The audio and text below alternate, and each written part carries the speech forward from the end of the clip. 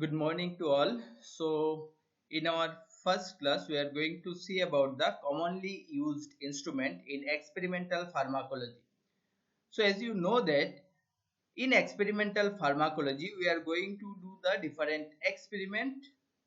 Now, to perform those experiments, we require some instruments. Of course, in your semester, we are not going to do any experiment with animal, live animal, but those experiments we are going to perform through the software. Now in that case also you should know that what are the instruments we are going to use on those softwares and what are the instruments available in our laboratory which we can use to perform the different experimental model. Now coming to the introduction. Now, experimental pharmacology is the study using experimental design in controlled situation which involve testing of pharmacologically unknown substance and pharmaceutical products in human and animal. So, in case of the experimental pharmacology, we are performing different sets of the experiments either in the human or in the animal. Of course, the animal study we are doing first. If it is we are getting the success, then we can go for the human trial. Now, experimental pharmacology, therefore, we are broadly divided into the two categories. One is the preclinical pharmacology and another is the clinical pharmacology. Now, what is mean by the preclinical pharmacology? Preclinical means whenever there is a drug candidates are there, we need to perform the different sets of the experiment in the pharmacology, whether they having the activity or not, what sort of the activity, what is the probable mechanism of action of those drug, etc, etc. So to study those experiment we can use broadly we are telling two sets of the study. Now that's why preclinical pharmacology again broadly divided into the two categories. One is the in vivo study, that means using the animal, using the intact animal.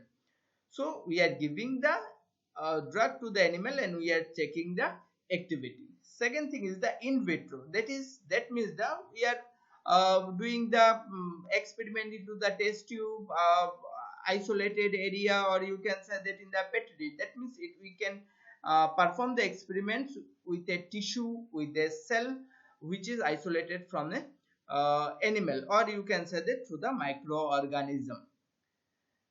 Next one is the experimental pharmacology. Further it is divided second category, that is the clinical pharmacology. Now suppose you are doing the study with the sets of the compound, and after the preclinical study that you have found that a particular molecule having the showing the very good result. Of course first we need to do the in vitro study and then the in vivo study, and whenever you are showing that of it is showing the very good activity, we are going to apply for clinical trial, and whenever the authority giving you permission, whenever you can do it the those scientific study in the human. So scientific study whenever we are performing into the human, that indicates it is the clinical pharmacology.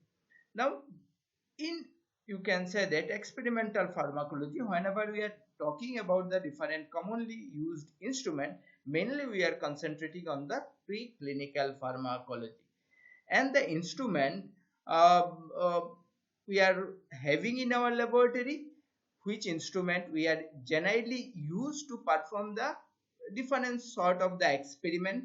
For example, it may be the analgesic activity, it may be the anti-inflammatory activity, it may be the antipyretic activity, etc, etc, as well as the bioassay. So those instruments we are going to see today.